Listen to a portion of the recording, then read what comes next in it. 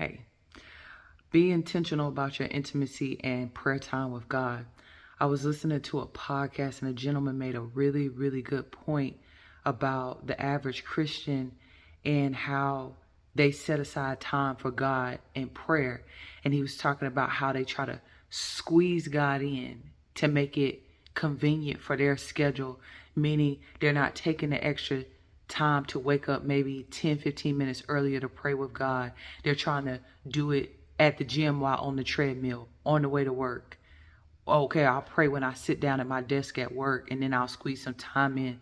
So the intimacy level is not really strong. It's not there. It's I squeezed you in, God, when I had time with my schedule.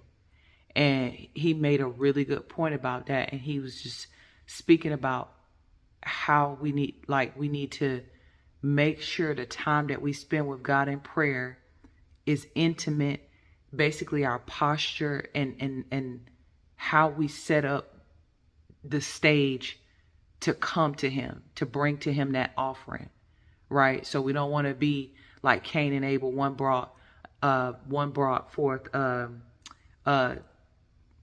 an acceptable offering and the other didn't. And this is not to say that God is not hearing your prayers. No, that's not where we're going with this.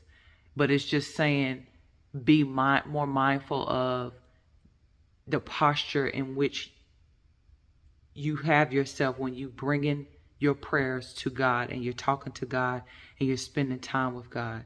All right. So just be more intentional.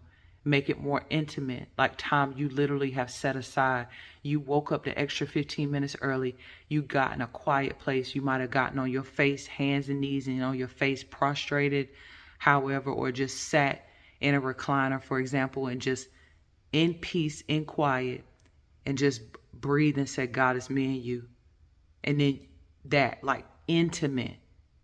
Think about if you're married, the intimate time that you spend with your spouse, like intentional about it. All right. So that's the quick message. Be more intentional about your time in prayer and your posture when you come to God. All right. All right.